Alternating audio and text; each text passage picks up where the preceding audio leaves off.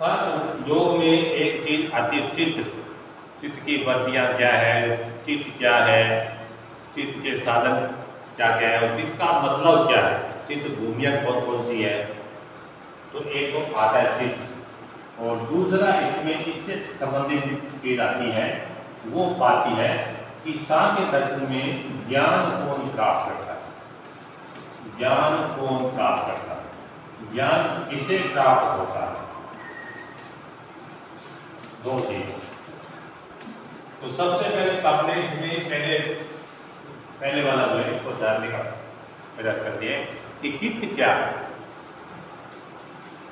तो योग दर्शन के अनुसार प्रकृति के विकास क्रम में तो प्रथम तत्व है, उसको ही योग दर्शन ने चित्त नाम दिया है। अब आपको पता होना चाहिए कि प्रथम तत्व क्या है। प्रकृति के और पुरुष के संबंध से जो विकासवाद की प्रक्रिया आरंभ होती है उसमें प्रथम तत्व कौन सा आता है, महत्व। इस महत्व को ही योग दर्शन में चित्त बोला गया है। यह प्रकृति का प्रथम विकार है, यह प्रकृति का प्रथम कार्य है।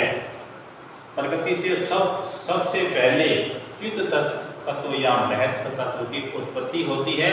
महत्व को सांख्य योग ने बुद्धि भी कहा है। बुद्धि क्या चीज होती है, हम बुद्धि किसको कह सकते हैं, जो किसी भी विषय के बारे में स्पष्ट है हमें निर्णय दे, तब अपने निर्णय कर पाते हैं कि यह खंभा है या ये व्यक्ति है या ये रस्सी है या ये सांप है। इसके बारे में निर्णय हम किससे करते हैं, बुद्धि से करते हैं। तो बुद्धि का कार्य क्या है, निश्चय करना और संशय को दूर करना। जब हमें किसी विषय के बारे में निश्चय हो जाएगा कि यहाँ ये सही है, इसका मतलब हुआ कि वहाँ संशय जो है, डाउट जो है वो हमारा दूर हो जाएगा। तो पहला कार्य निश्चय करना, और जब निश्चय हो गया, संशय दूर हो गया, निश्चय हो गया, तो फिर हम उसके बारे में परिभाषाएं बनाने लगते हैं, अवधारणाएं बनाने लगते हैं कि ये रस्सी ही थी क्योंकि इसकी प्रमुख बातें ये थी, या ये सांप भी था इसके प्रमुख लक्षण ये थे, या मेरे को रस्सी को देख के सांप का भ्रम हुआ, क्यों हुआ, क्योंकि रस्सी और सांप में ये कुछ बातें समानताएं थी। तो वो सब हम बातें क्यों खोलते हैं, क्योंकि हमें निश्चय हो गया। पहला कार्य निश्चय हो जाना और दूसरा कार्य है अवधारणाएं बनाना, उसके बारे में परिभाषाएं बनाना।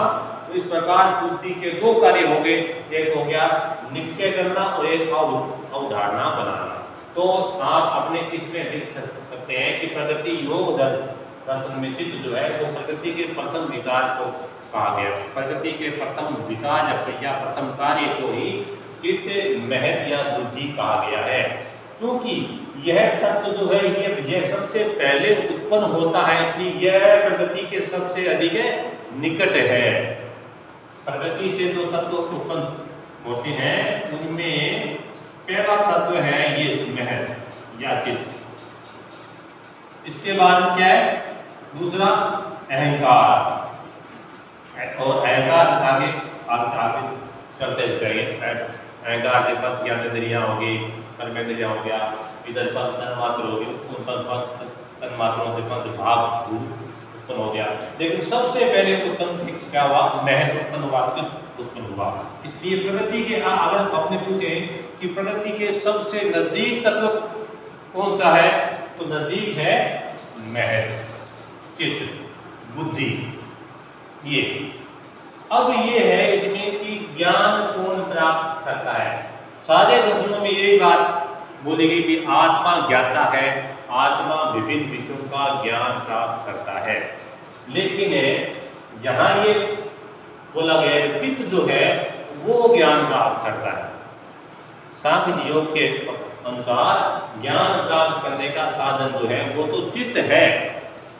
अब समस्या ये है कि अगर हमने ये मान लिया कि ज्ञान प्राप्त करने का साधन चित्त है, तो चित्त तो अचेतन है, क्योंकि प्रकृति से जो भी चीज उत्पन्न हो रही है वो सारी अचेतन ही होगी, क्योंकि प्रकृति खुद अचेतन है ना। एक समान ही समान को उत्पन्न कर सकता है, अचेतन है वो चेतन वाले तत्वों को उत्पन्न नहीं कर सकती, है ना। तो प्रकृति अचेतन है तो महत्व जो होगा, चित्त जो होगा वो भी अचेतन है।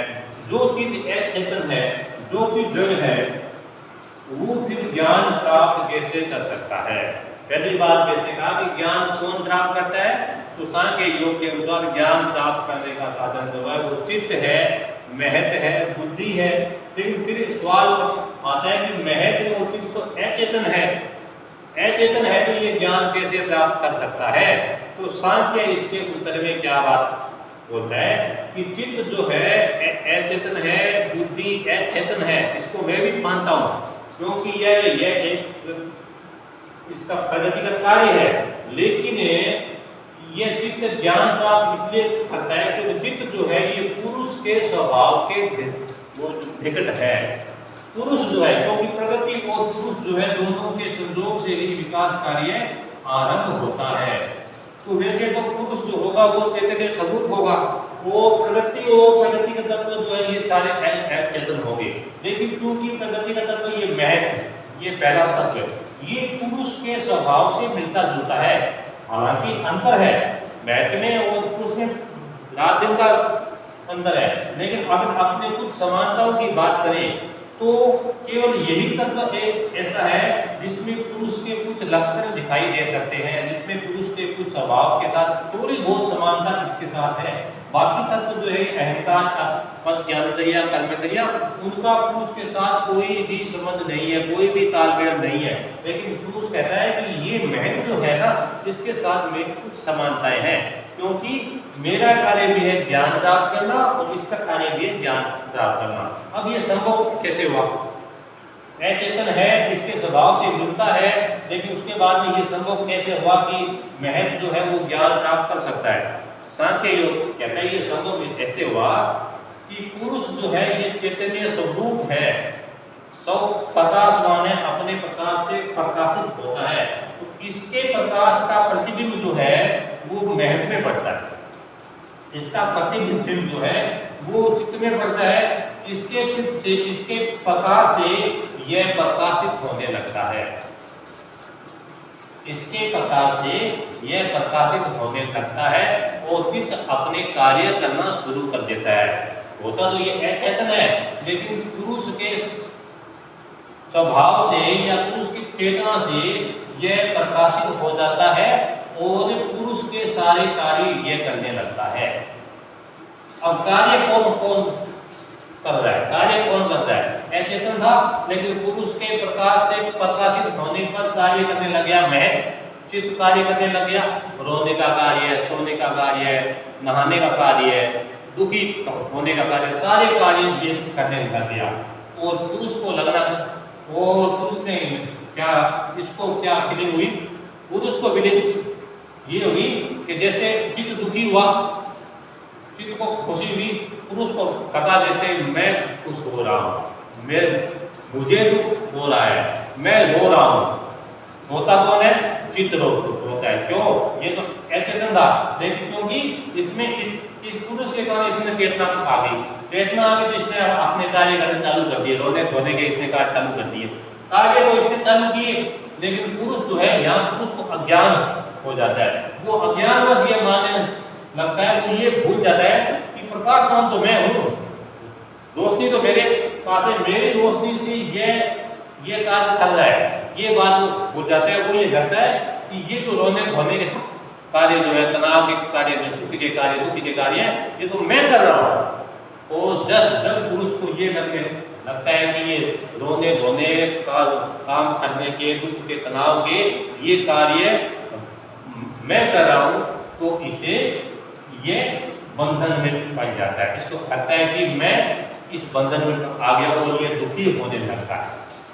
फिर जब इसको लास्ट में जाके तत्व ज्ञान होता है, इसको लगता है कि नहीं, मैं प्रगति और प्रगति के विकारों से भिन्न हूँ, प्रगति और प्रगति के सारे विकार जो है वो तो अचेतन है और मैं हूँ चैतन्य स्वरूप, मेरा उनके साथ कोई संबंध नहीं है।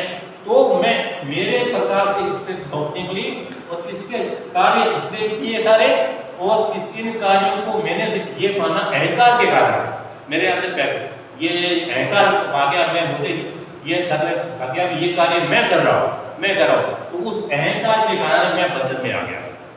लेकिन जैसे ही मुझे ये ज्ञान हुआ कि हम दोनों पृथक तो हैं, मैं प्रकृति के विचारों से भिन्न हूँ, मैं प्रकृति के कार्यों से भिन्न हूँ, मैं प्रकृति के महत्व तत्व से भिन्न हूँ, ये अचेतन है, मैं चैतन्य स्वरूप हूँ, तब मुझे अपना असली स्वरूप का ज्ञान हो जाता है और मैं मुक्त हो जाता हूँ।